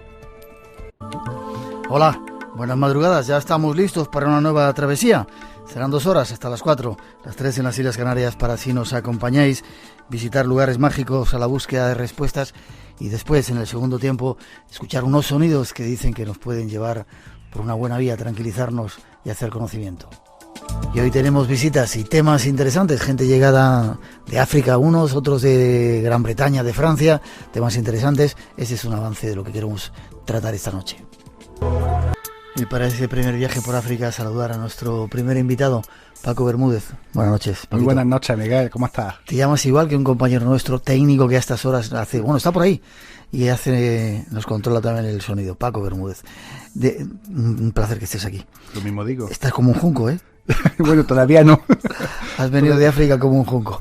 Decir que es investigador, escritor, hipnólogo, y te has largado a África, bueno, y estudioso de las tradiciones o de las magias afrocaribeñas, ¿cómo podemos llamarlas? Lo que más me gusta es, digamos, ahora mismo, bueno, precisamente estoy tratando de recopilar información para el próximo libro que estoy escribiendo, que es precisamente el cómo surgió, digamos, toda la praxis mágica que hay en el Caribe, derivándose de África. De África. Y por eso quizás ha sido África al corazón, al origen, a la cuna de todos esos movimientos. Efectivamente. Te trató bien Mamadou. Mamadou es nuestro contacto en Senegal y en esa parte de África. Qué tipo increíble. Parece es un príncipe, ¿sabes? Pero qué pinta tiene de elegante. Nos estará escuchando. Saludos para la gente que nos escucha ahí en África. Para ti, Mamadou, en Senegal. Vaya, la verdad que es un hermano. A partir de ahora, ya te digo. Es de la familia. A mí me llama primo. ¿Sí? Sí, me llama primo. Prepárate que queremos irnos a Mali. Estamos preparando un viaje para Mali. Mamadou, prepárate el tren que nos vamos para allá. ¿En qué lugares estuviste para hacer un mínimo recorrido que luego vamos a visitarlos? Bueno, y a escuchar testimonios, ese testimonio que has traído con las gallinitas de fondo en esa aldea? Resumiendo muchísimo, lo que puedo decirte es que estuve pues desde la frontera de Guinea-Bissau, todo Senegal, cruzando Gambia hasta la frontera con Mauritania. ¿Y hay diferentes tipos de magias ahí? hay muchísimos tipos de magia, al igual que muchísimos tipos de tribus, y cada tribu tiene una mentalidad diferente. No es lo mismo la mentalidad que pueden tener las tribus diolas, por ejemplo, que los Bolov, o que pueden tener los Yombe, por ejemplo, ya más cercanos a los reinos bakongos, por así decirlo. Es curioso, nosotros las veces que hemos visitado esos países, tú ves a la gente de color y te parecen todos iguales, ¿no? Y ellos entre ellos, evidentemente, ¿no? Como pasan, supongo, los chinos o nosotros para ellos, ¿no? Enseguida diferencian, este es Wolof, este es... tienen diferentes rasgos físicos que les hacen saber de qué tribu son, ¿verdad? Efectivamente. Además que se nota, poco a poco yo ya voy cogiendo... Tú que te has hecho medio, iba a decir, bueno, medio brujo ya de por allí. Es curioso que de repente llegara el poder blanco y dijera, bueno, una línea como se hicieron las diferencias en África, las fronteras desde Francia, Inglaterra, de algunos lugares de Europa dijeron por aquí, trazaron los países que ellos quisieron montar y separaron tribus, separaron etnias, separaron costumbres, y eso todavía se sigue sintiendo, ¿verdad? Y en ese África. La verdad que sí, que por desgracia, digo por desgracia porque está claro que ahí las colonias hicieron muchísimo daño, ¿no? También hubo, pues también sus grandes avances, ¿no? Pero que la general, dentro de la idiosincrasia de cada pueblo, pues fueron separando muchísimas historias que ahora hablaremos más en profundidad. Y es cierto, no sé si estuviste, no recuerdo, Jof, es un lugar donde salen o entran los pescadores, ¿viste? De donde salen también las pateras, muchas días de las que llegan a Europa. Nos contaban estando allí que mucha de esa gente que se mete en las pateras antes de... ¿No se llaman pateras? ¿Se llaman allí? Allí son los cayucos. Los cayucos. ¿Has montado alguna vez en un cayuco? Sí, bueno, esta es la primera vez en esta visita a África. Nosotros montamos una vez en una y qué inestables son, qué increíble, ¿verdad? Vaya. Cómo son capaces de meterse tantos kilómetros y tantos días. Pues bien, dicen que antes de montarse en el cayuco en esa aventura en las que a veces les cuesta la vida, van al brujo, al mago, a hacer un grigri, a hacer un talismán. ¿Te contaron algo de eso? Sí, el grigri es algo totalmente extendido, ¿no? En África. Ten en cuenta que es el amuleto base para cualquier tipo de protección. De hecho, es algo tan sencillo como, por ejemplo, poner lucha senegalesa en el Google, en imágenes, y vamos a ver todos los luchadores cargados a tope de todos estos grigri, ¿no? Sí. Y lo lleva todo el mundo. Todo el mundo. Incluso políticos, comerciantes. Políticos, musulmanes, fíjate, musulmanes, cristianos, da igual la religión que profesen. El grigri es algo totalmente extendido. 2:15, 1:15 en las Islas Canarias, 900-137-137 nuestro teléfono. Esta es la primera parte del Espacio en Blanco, un viaje hacia los orígenes de la magia. Tras esa introducción nos contamos cosas y os dejamos escuchar sonidos que nos ha traído Paco Bermúdez, nuestro primer invitado.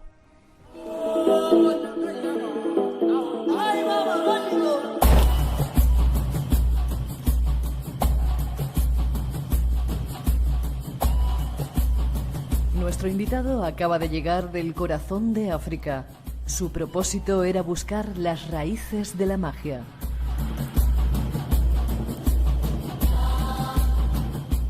En pocos sitios como en el continente africano se ha conservado la más antigua de las religiones del ser humano, el animismo. Como si los siglos y las influencias culturales europeas no hubiesen pasado, gran parte del continente africano se conserva aún aferrado a sus creencias, y entre ellas sobresale la magia.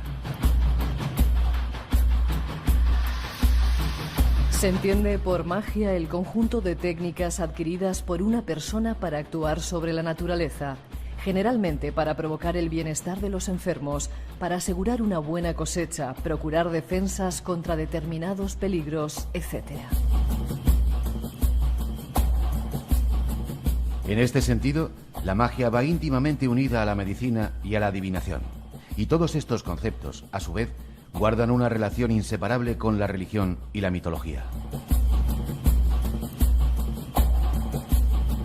Y quienes lo practican son los magos, los sacerdotes de la religión africana.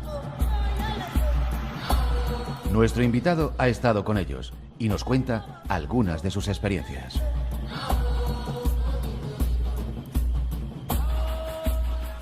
Bueno, pues quizá haya que empezar preguntando qué es eso de la magia o el animismo. Es una religión, dicen que la más antigua, una de las más antiguas del planeta.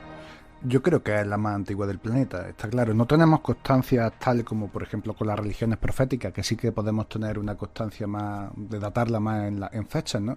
Pero yo estoy claro que desde que el ser humano empieza a tener conciencia de que hay otro más allá, probablemente, ahí es donde empieza a gestarse todas estas creencias, ¿no?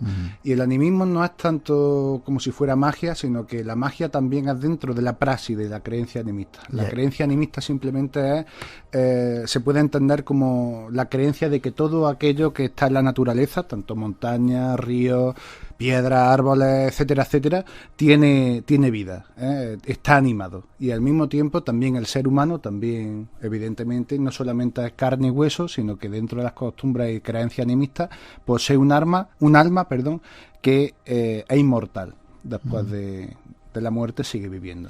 ¿Eso se centra en África, ese sentimiento, esas creencias del animismo, o están en todo el mundo? Bueno, África concretamente es probablemente la región más fuerte dentro de las creencias animistas, ¿no?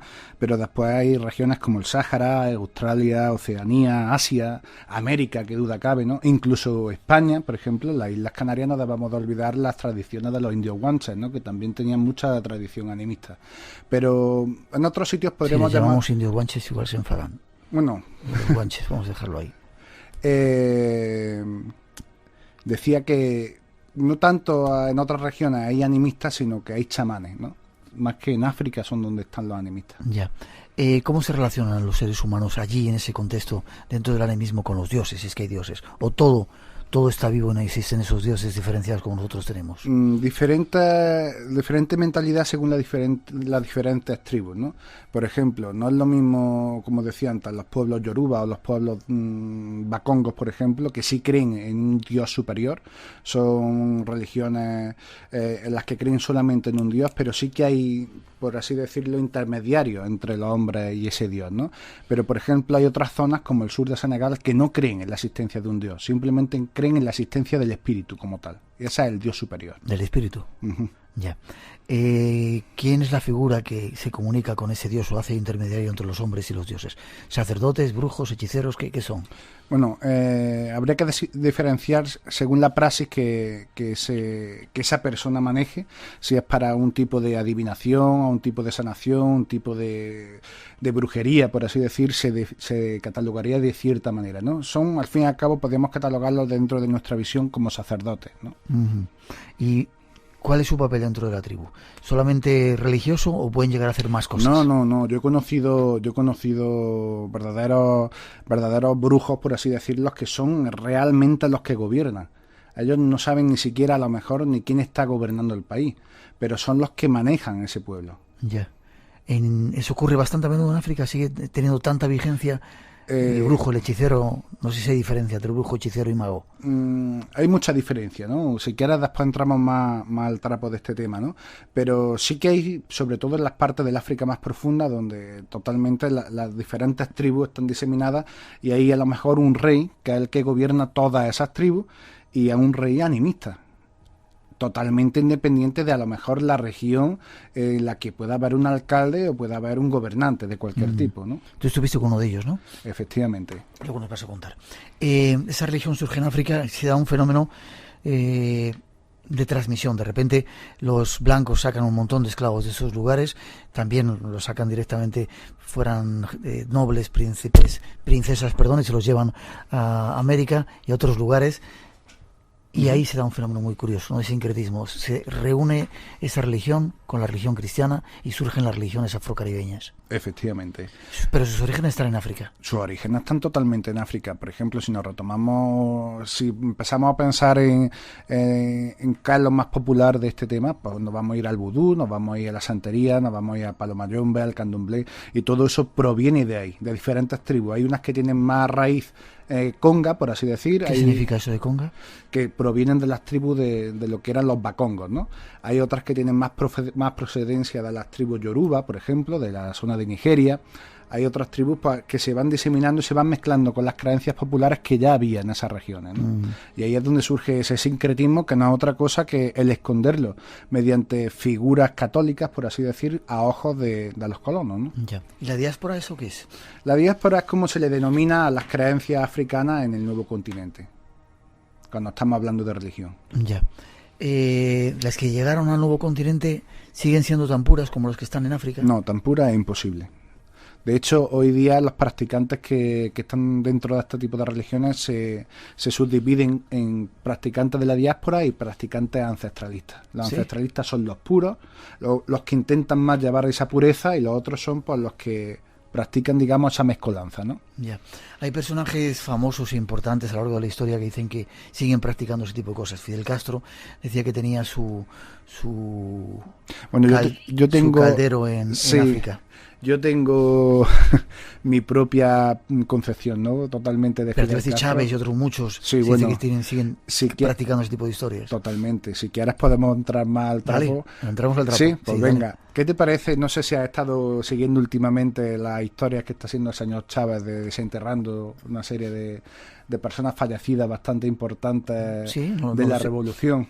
No lo estoy siguiendo. Pues es muy curioso que las personas que más o menos entendemos de este tipo de historias, es muy curioso que a una hora concreta, a las 12 de la noche, todo el mundo vestido de blanco y todas las televisiones públicas del país retransmitan cómo exhuman un cadáver de una persona de la revolución, todo el mundo vestido de una manera determinada, a una hora concreta, con un tipo de luna concreto. Es muy raro, ¿no? ¿Eso qué significa para ti que controlas? ¿Está haciendo algún tipo de ritual de poder? Yo estoy completamente convencido. Chávez. Sí. ¿Y lo ha hecho recientemente? Sí, hace muy poquito, no hará ni 5 meses. ¿Y Fidel Castro también es cierto que tenía ese caldero, como decían? Bueno, Fidel Castro, la verdad que escribe un artículo hace relativamente poco que se llamaba El Siete Rayos de Batista. El Siete Rayos es una, digámoslo así para que no lo conozca, una especie de deidad, ¿no? Que proviene de la diáspora concretamente, fusionado con las creencias congas, mediante las cuales creen que poseen el alma de un muerto dentro de un receptáculo mágico, ¿no? Por así decir. Bien, Batista, que todos sabemos el papel que jugó dentro de la Revolución Cubana, pues tenía ese receptáculo mágico. Bueno, llegó a manos de Fidel Castro, una historia bastante rocambolesca, pero la verdad que es para escribir una historia totalmente de la trama que hay de cómo Fidel Castro se hace con una serie de estos elementos mágicos, cómo llega a ir a África a hacer una serie de ceremonias mediante las cuales se dice que se mete hasta dentro de un elefante, en fin. ¿Cómo se mete dentro de un elefante? Sí, se mete dentro de un elefante para coger lo que se llama esa energía de ese físicamente, animal. Sí, físicamente. ¿Matar a un elefante y se mete dentro? Efectivamente. ¿Sí? Y hay fotos que atestiguan ese testimonio. ¿Sí? Efectivamente.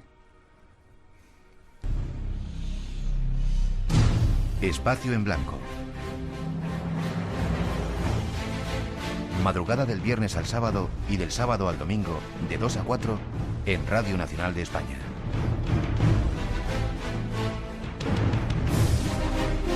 Buscamos respuestas a todas tus preguntas.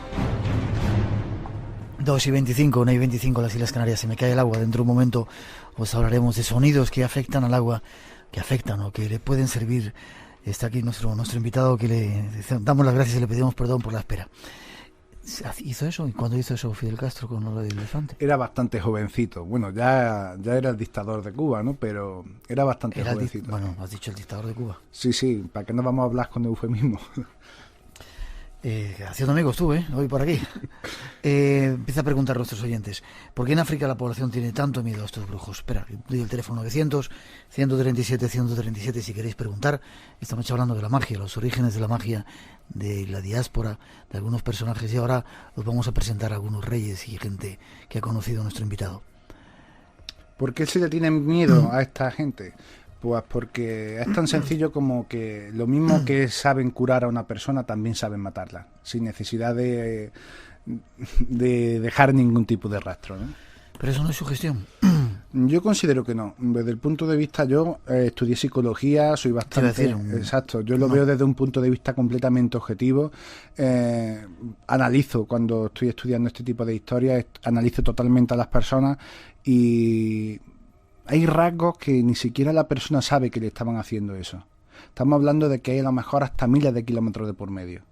Y hay algo que no sé cómo definirlo, que al final termina llegando a esa persona y empieza a suceder ese cambio. Tanto positivo como negativo. Efectivamente. Cuéntanos alguna cosa que tú hayas vivido, con esos estudios que haces de Mayombe y de... ¿Qué es lo que más te ha llamado la atención? Que creas que no se pueda justificar bajo el concepto de sugestión del individuo. Sí, recuerdo un caso concreto, sucedió hace muy poquito tiempo. Esto fue concretamente la diáspora. Estábamos hablando antes de ancestralistas y diáspora. Y conocí un caso de una persona pues que había dado la casualidad de que estaba bastante enferma, estaba a punto de morir, ¿no?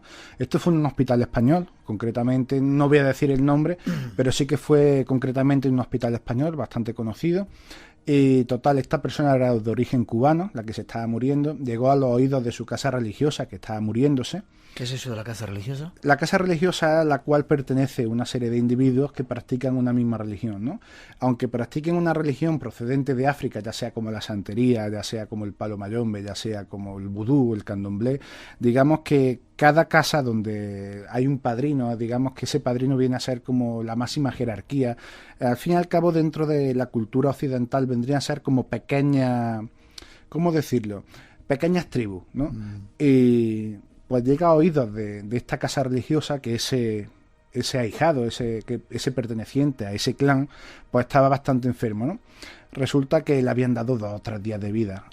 La historia es muy sencilla, se le había infectado el apéndice y ya tenía el intestino totalmente destrozado, no le daban ninguna esperanza. Total, que llegan a estas 2 personas, eran concretamente los 2 religiosos superiores de ese clan religioso, y es muy curioso la historia, yo estaba por allí, y lo que hacen es lo siguiente: van a hablar con el jefe de planta, le explican que son religiosos, que ese hombre total no tiene dónde irse, estaba desahuciado, no tiene dónde irse, a morirse tranquilamente a su casa, porque su casa está en Cuba, no va a llegar, ¿no?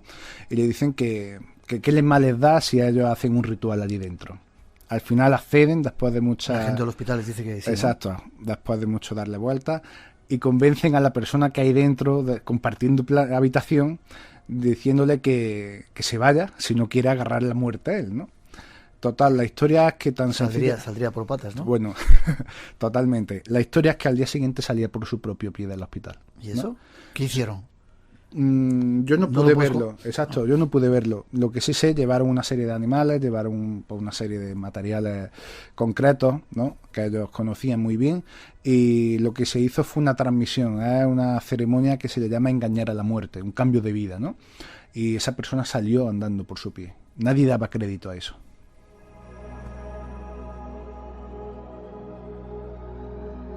¿Eso se puede hacer? ¿Cambias la muerte de la persona por un animal, por varios animales que hay allí? Efectivamente. Yo he llegado a verlo. Eso yo lo he presenciado. Sí que es verdad que hay gente que también lo hace con una persona que está moribunda. Es lo que se suele escuchar. Yo cuando lo he visto ha sido con animales o con otra serie de historias, ¿no? Y en África es muy dado ese tipo de cambio de vida. Sí. Bueno, veremos luego las repercusiones morales y todo eso. Déjame que te pregunte, hay gente que piensa que la santería o esa serie de religiones son tremendamente efectivas y quizá ahí está su peligro. ¿Cómo lo ves tú eso? Yo veo que el peligro está en que son tremendamente mediáticas hoy día, ¿no? Y quizá hay muchísima gente que no sé, por necesidad, imagino, pues se meten en una serie de embolados que a lo mejor no saben muy bien de dónde están viniendo, o qué es lo que está pasando, o quién es realmente la persona que está haciendo lo que está haciendo, ¿no? Y al final terminan, pues, creyéndose cosas que no son, ¿no? Sí que es verdad que desde lo que yo he podido estudiar, son religiones bastante poderosas desde el punto de vista de que son capaces de realmente, como cualquier otra religión, crear unos valores muy grandes a nivel moral, a nivel ético, que te den una gran calidad de vida a nivel espiritual, ¿no? Pero también son religiones que si no las sabes llevar concretamente de una manera racional, pueden acabar contigo. Ya, ¿pero se matar animales? Sí, bueno, las creencias africanas muy sencillas. Ellos tienen una palabra, Magara se llama concretamente, podríamos decir como una especie de... es como una fuerza vital, una energía que une a la persona con el Maya, con el otro plano, ¿no? Ese Magara, que digamos sería la palabra que definiría todo esto, digamos que puede unir esas fuerzas, ¿no? no hay nada más importante para la cultura africana que lo que más vida da es la sangre, ¿no? La sangre directamente es lo que lleva la fuerza, esa energía, ¿no? Cuando se sacrifica a un animal, lo que están haciendo es aportando esa fortaleza de ese animal sobre lo que están o bien fortaleciendo o bien está naciendo un nuevo fetiche o lo que estén haciendo. Pero es curioso, Miguel, la creencia del animista, en este caso, de que piensa de que ese animal que muere de esa manera evoluciona rápidamente a unos niveles que otro animal que muriese de otra causa no evolucionaría nunca. Ya. No puede ser una forma para justificar y quedarse tranquilito. Encima le estoy dando una muerte, pero va al cielo. La verdad que si nos vamos a África, ellos no tienen esa moral, ¿no? Quizás los occidentales sí tenemos la moral. Yo soy un fanático de los animales, ¿no? Y yo tengo esa moral, a lo mejor no me puede entrar mucho en la cabeza, ¿no? Yeah. Pero el africano no tiene esa moral. Eso hablamos claro. El africano simplemente lo mata y punto, porque después ese animal se come. Ya. ¿Dónde surge el animismo? Preguntan. ¿Los cultos animistas dónde surgen? Yo creo que es imposible de precisar. La verdad que yo estoy convencido de que empezó en África porque considero que ahí es la cuna del ser humano, ¿no? Pero la verdad que no se puede precisar. Ya. Por último, antes de pasar a ese viaje que has hecho tú por ahí, es tan poderoso esa religión, el sonido de los tambores tan arcaico y te comunica tanto contigo, que a pesar de que haya mucha gente que ha cambiado ya de forma de vida, que lleva traje, etcétera, lo sigue practicando, lo sigue llevando encima. Totalmente. En cualquier parte del mundo. Totalmente. Bueno, lo que hablaba de los tambores es algo realmente hipnótico, ¿no? Te conecta directamente con esas otras entidades, por así decir. ¿Es cierto que los hacen con piel humana también? Yo no lo he visto. Yo creo que eso son leyendas urbanas. No digo que no lo hicieran en unos años remotos, pero yo no lo he visto nunca. 2:34, 1:34 en las Islas Canarias. Esta noche dando un paseo en esta primera parte del programa por África, por algunos aspectos de la magia. Tras esa segunda introducción nos vamos a lugares que ha visitado nuestro invitado y nuestro compañero, y a que escuchéis sonidos que él ha oído por ahí.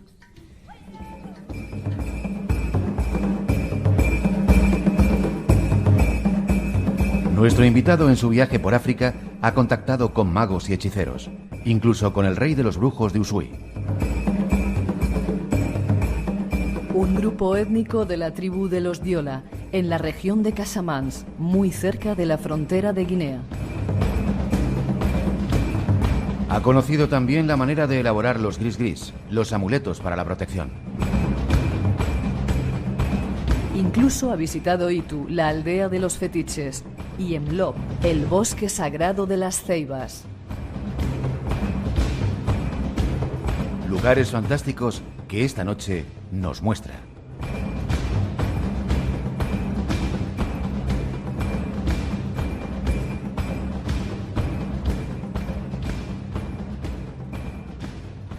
Nos vamos, Paco, de viaje. O bueno, nos llevas de viaje. Venga, vámonos.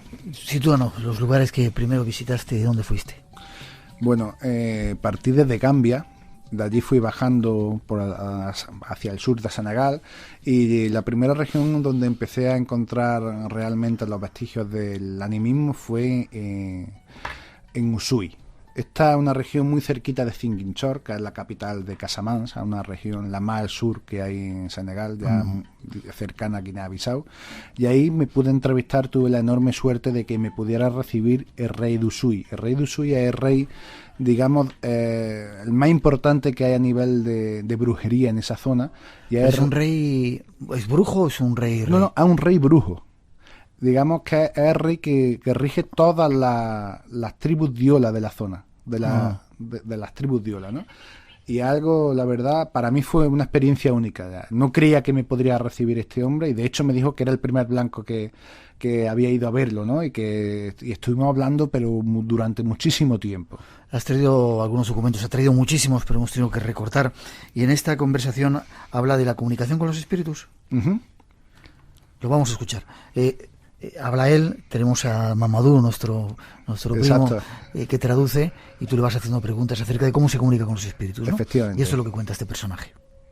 ¿Cómo se comunica con los ancestros? ¿Hay algún oráculo? ¿Hay alguna manera de comunicar? Dice que ellos no ven los espíritus, pero hacen sacrificios que echan vino de palma. Uh-huh. Y sus fetiches transmiten a lo que dicen a sus dios, que son los espíritus. Uh-huh. Hemos cortado, evidentemente, para hacerlo más. ¿Dónde fue esto? ¿En la aldea? ¿Cómo era la aldea? Bueno, no era una aldea, era un bosque sagrado. Este hombre vive totalmente retirado del mundo. Vive en un bosque sagrado. De lejos se puede escuchar el sonido de algunos coches Sí, que se proceden, veía. exacto, de la zona de Ziguinchor. Pero este hombre vivía dentro de un bosque, en un recinto totalmente sagrado. Yo no pude acceder dentro de ese recinto, ahí solamente vivía él con sus fetiches. Fíjate qué curioso que este hombre está casado, tiene 3 esposas, no es musulmán, es animista.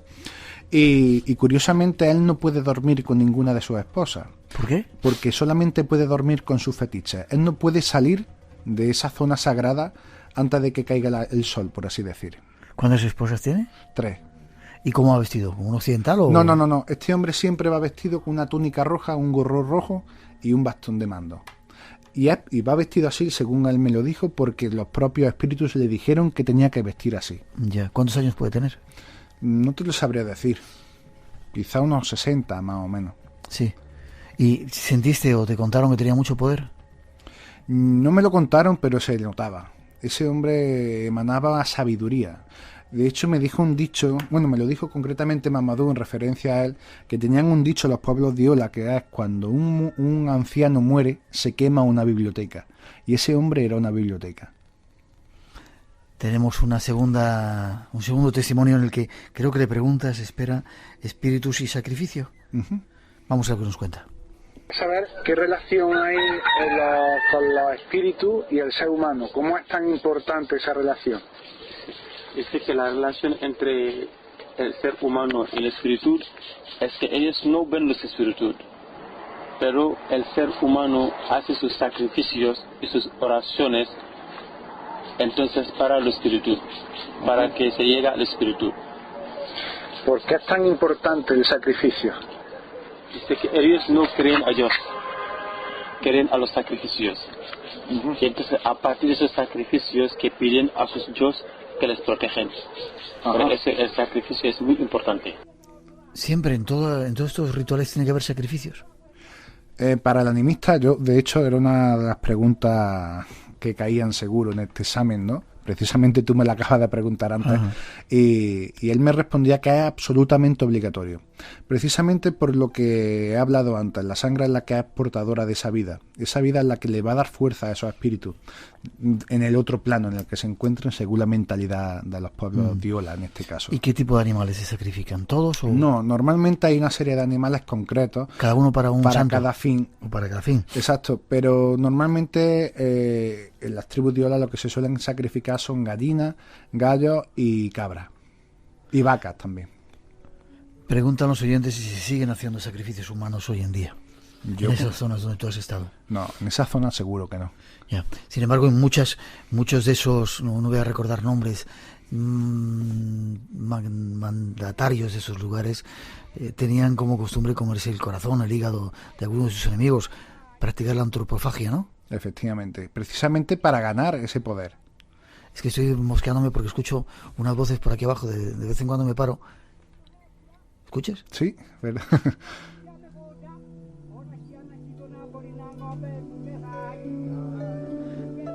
Se nos han metido los espíritus, parece que hablan en africano incluso, ¿no? La verdad que es curioso, por lo menos, ¿no? Un talismán, ¿cómo se hace? ¿Cómo te contaban que hacían los talismanes?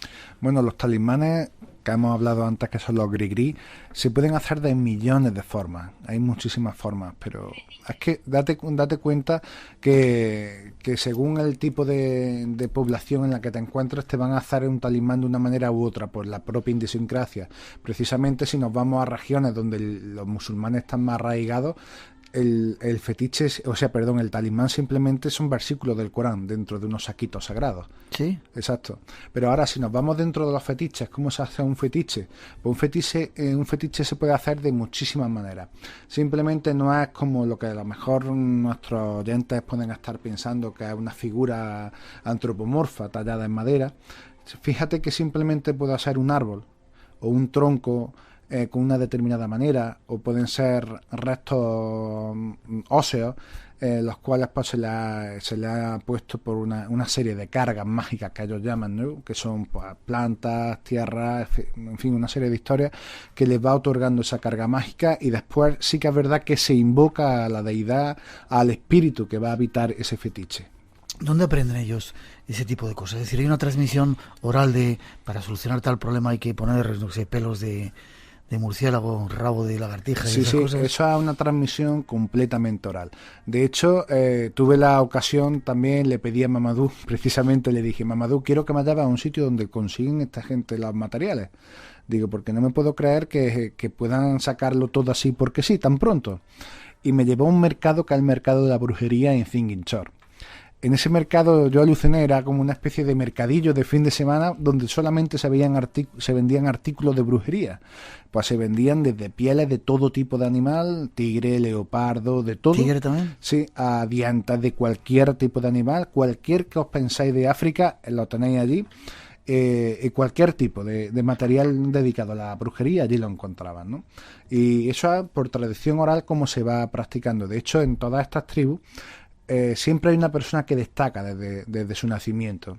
Digamos que ya el brujo ya le ve de las dotes de que puede llegar a ser el día de mañana digamos, el que va a continuar su labor, y ya lo van formando desde pequeño. Hay un momento concreto, tuve la ocasión de estar en un momento en un ritual en el cual pasan de niños a adultos, en el Cancorán, en el cual es con la circuncisión. Ahí es exactamente donde, dentro de las tribus de Iola, estoy hablando, cada tribu tiene pero la ocasión que tuve de visitar, de contemplar ese ritual, fue de las tribus de Iola, dentro de lo que conocemos como el Cancorán, y ahí es exactamente donde se produce esa circuncisión y donde empieza, digamos, por así decir, a estar consagrado dentro de esa religión, a ser ya, digamos, religioso. A ese... Espera, vamos a hacer una misma pausa. 2:44, 1:44 en las Islas Canarias.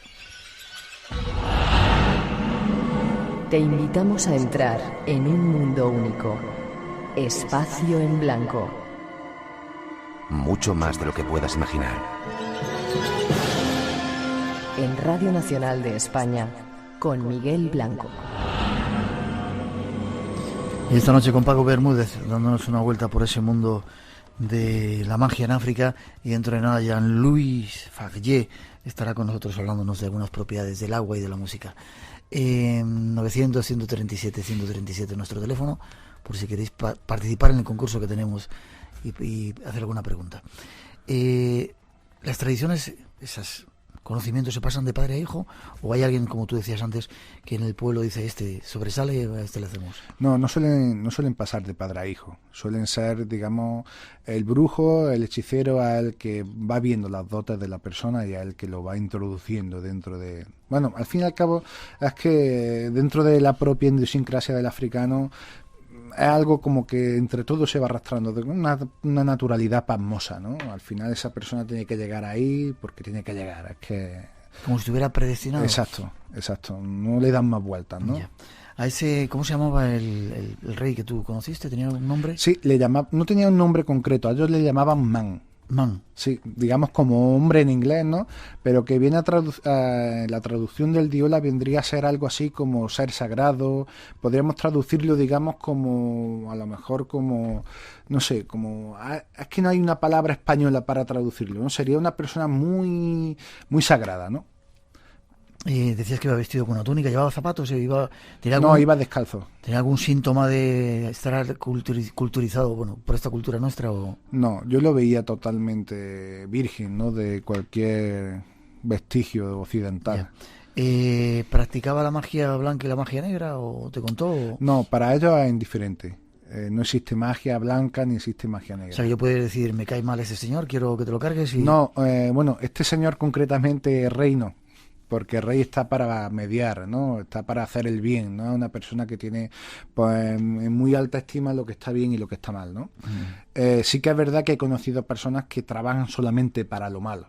Y hay gente que trabaja solamente para lo bueno. También lo he conocido, ¿no? Ya.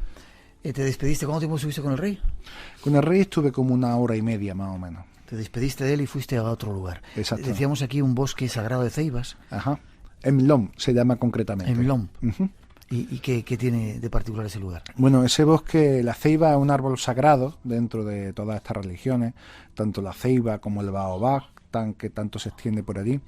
Y es un sitio realmente de poder, ese sitio. Allí conocí a un hechicero, nos llevó a una de las casas donde estaban, pues, había muchos fetiches, y me estuvo explicando cada fetiche para qué servía exactamente.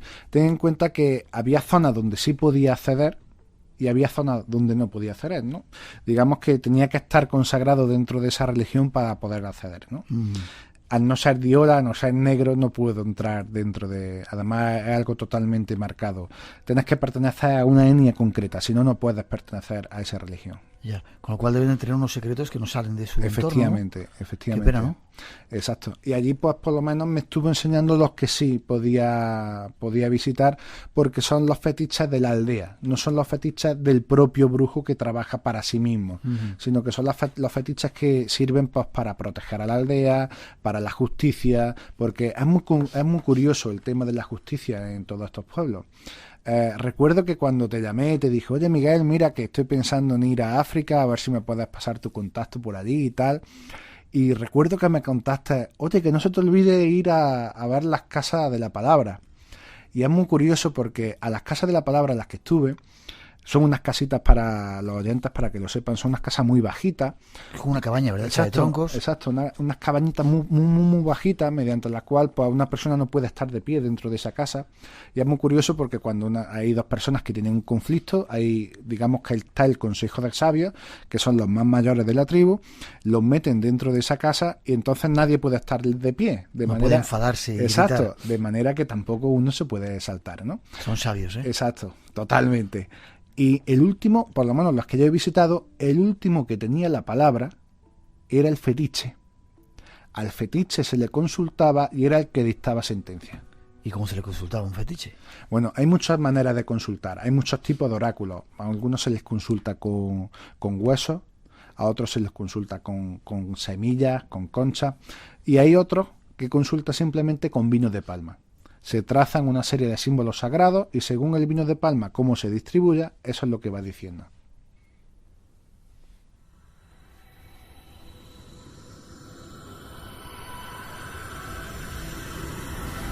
Dos y 49, a punto de terminar este viaje por África. ¿Estuviste en ese bosque de baobabs? ¿Te estuvieron enseñando los fetiches? ¿Cómo eran los que viste? Bueno, había de muchos tipos. Había algunos que son, pues, totalmente como si fueran de adobe, como si fuera una gran masa de adobe llena de conchas, de restos óseos. Había otros que eran simplemente restos óseos puros y duros. Había otros que sí tenían forma antropomorfa. Todo aquel que tenga en su imaginario algo relacionado con la magia africana seguramente va a acertar en lo que yo vi allí. Ya, mira, tu colega Paco Bermúdez también, nuestro compañero técnico, que se llama igual. Pregunta un oyente, no sé, ¿qué significado tienen esas tallas africanas de elefantes con la trompa hacia arriba? ¿Tiene algún significado? ¿Es ya una leyenda? Dicen, la trompa hacia arriba te va a traer buena suerte. La verdad que yo concretamente no lo sé. Ya, bueno, vamos a escuchar algún otro testimonio en la isla, en el bosque de los... El bosque del sagrado de la ceiba, en Lomp. ¿Quién era el personaje este que te cuentas? Es un hechicero. ¿Hechicero significa que hace magia negra? Hechicero significa que hace hechizos. Digámoslo así, el médico de la zona. Le preguntaste, espera que tengo por aquí, ¿cómo se hace un fetiche? Y esto era más o menos lo que te contestaba. No, dice que tienes razón. Que ellos aquí tienen fetiches, pero hay fetiches también que salen de otro lado. Su fetiche viene de Guinea. Me imagino que previamente hay que tallar un árbol de una madera sagrada y ahí se le insufla de alguna manera una consagración hasta donde pueda contar, evidentemente, porque imagino que son secretos. Como bien les dice que puede ser un árbol o puede ser solo un palo que ellos plantan y que le orna como un hotel de los espíritus que se queda ahí y le van haciendo oraciones. Aparte se le dan ofrenda de comida a ese fetiche. No. de animales. Ajá. De comida no, pero animales, sí, sacrificios de animales. Sigue extendida esa costumbre por todos los lados que estuviste de esos sacrificios con animales, de la sangre como vehículo de transmisión o de pacto o de pago, ¿no? Exacto. Mira, es curioso porque, claro, estudiando todo este tipo de historias, me doy cuenta de cómo han ido evolucionando muchas otras religiones. Por ejemplo, sin ir más lejos, los celtas también hacían sacrificios. Y hoy día los que se consideran como neopaganos, wiccanos, todo esto ya es absolutamente imposible el pensar siquiera de que pueden hacer un ritual de sangre, ¿no? De hecho, tienen ellos dentro de sus creencias, digamos, una máxima que es haz lo que quieras mientras no dañe a nadie, ¿no? No sé si llegará algún día el que dentro de la evolución de la propia praxis mágica de que pueda ser la africanía dentro de la diáspora, a lo mejor la sangre vaya desapareciendo. Pero en África estoy convencido de que quedará muchísimo para que eso pueda ser así. Hay otra segunda, entre las muchas sonidos que nos has traído con ese otro personaje. ¿Cómo se llamaba el hechicero? ¿Te acuerdas? No lo sé. Ya. Hablaba de cómo honrar a los muertos, de lo que sienten ellos. Cuando uno muere, ¿a dónde va? Bueno, sí, es una pregunta que también entró dentro del examen que le hice. Y ellos me decían que según cómo haya vivido. Fíjate qué curioso, cuando una persona muere, ellos piensan que el cielo no es otra cosa que una gran aldea donde pueden reunirse con todos sus seres fallecidos a lo largo de todas las generaciones, de manera que unos se conocen a otros los que no se conocían en vida, ¿no? Y así pueden estar en armonía, sembrando, cultivando y también cazando sin ningún tipo de problema, sin guerra, sin nada, ¿no? Sin enfermedades. Eso sería, digámoslo así, como la máxima, lo máximo que puede alcanzar el paraíso de esa mentalidad. Pero ellos piensan que cuando mueren, según como hayas vivido en vida, o bien puedes evolucionar reencarnándote en otro ser que vaya a nacer, o bien puedes quedar como un espíritu errante buscando, pues, digamos, la manera de poder justificar todos los actos que has hecho en vida y salvarlos, ¿no? En cierta manera para poder evolucionar. Y hay otros que simplemente que piensas que vas como un sitio en donde estás totalmente lo que se llamaría en un bajo astral muy grande y desde ahí tienes que empezar a evolucionar. Esa misma idea es la que cogen los diferentes hechiceros. Si el hechicero es un hechicero que trabaja para malo, por así decir, ese se va a ir a por esos bajos astrales, a por las personas que hayan sido malvadas, que hayan muerto en circunstancias muy dramáticas. Esos son los que ellos van a coger, van a agarrar, como dicen ellos, para trabajar, para ordenarles, hacer las cosas negativas que les piden. Ya, pero cuando dices eso, ¿qué significa? ¿Van a un cementerio, sacan el cadáver? Hay muchísimas maneras de cómo ellos lo pueden hacer. Hay veces que simplemente agarrando pues una serie de elementos que puedan pertenecer a esa persona en vida, pues digamos que están invocando mediante, son rituales muy elaborados, muy largos, pueden estar llamando, digamos, a esa entidad ahí, ¿no? Bueno, no demos mucho más pistas. Hay otro testimonio, como te decía, honrar a los muertos, esto es lo que te decía ese hechicero. ¿Y este fetiche? Entonces, aquí estamos al lado de una fetiche que se llama, ¿cómo se llama ese fetiche? Cojolón, en Yola. Ajá. Cojolón. Es cuando hay un muerto, traen todos los bienestar del muerto para meterle al lado de este fetiche. Dice que el segundo día, antes que se murió, los 7 días, el muerto vendrá a recoger sus bienestar. Dice que no es el muerto que viene, pero el alma del muerto que viene para recuperar sus cosas. Ajá, pero sus cosas materiales. Sí, sus materiales. Sí, materiales. Las cosas que él tenía en su vida. Sí, sus trajes, ajá, cosas. Aquí se honra también la memoria del muerto. Hay que sacrificarle aquí para que evolucione esa persona. Porque dice que eso es la reencarnación, porque el mismo Yola quería la reencarnación. Ajá. Dice que la reencarnación no es ni árboles, ni tampoco vegetal. Sí, son los niños, los críos que nacen nuevos, de la familia que viene, es la encarnación. Ajá. Y los fetiches que van una carga especial, están hechos con algo especial. Esos son del cerdo. Todo eso es del cerro y también de las conchas de beboroches. Y la adobe. Y adobe. Sí. ¿Y dentro lleva algo? ¿Y el que usa al interior? No tiene nada dentro. 2 minutos nos quedan para terminar. Hay 2 preguntas que te hago que están llegando de los oyentes antes de despedirte. Dice, conozco a gente de Guinea y uno de ellos me dijo que tenía una protección para no ser herido por ninguna cosa metálica. Le tuvieron que poder operar a los médicos y no podían abrirlo con un bisturí. ¿Esto es posible? Yo he visto también muchos casos de este tipo. Hay una serie de entidades en las cuales, por ejemplo, los tribus bakongos, pues está, por ejemplo, una deidad que se llama Nkosi Mukumbe. Esta deidad está destinada totalmente a todo lo que tenga que ver con metales, todo tema relacionado con guerra, todo esto. Entonces, digamos que se pacta con entidades de ese tipo para que no se pueda, digamos, herir, ¿no? Tenemos que hablar un día más extenso de esto, ¿te parece? Y quizá la última, que también nos lo preguntan y te lo voy a preguntar yo. ¿Todo esto no se está convirtiendo en un negocio? Esas religiones que han sido tan puras en África han llegado a nuestros países, a toda Europa, América, y bueno, tienen un montaje dicho, te cobran unas fortunas por hacer ese tipo de historias. ¿Es un negocio? Es un negocio, en muchísimas partes es un negocio. ¿Y eso no lo van a castigar los espíritus? ¿Que la gente se esté lucrando a través de ellos? No te quepa la menor duda que dentro de si nos vamos a la creencia africana, totalmente eso va a ser castigado, ¿no? Porque no se puede hacer mercancía de una religión, ¿no?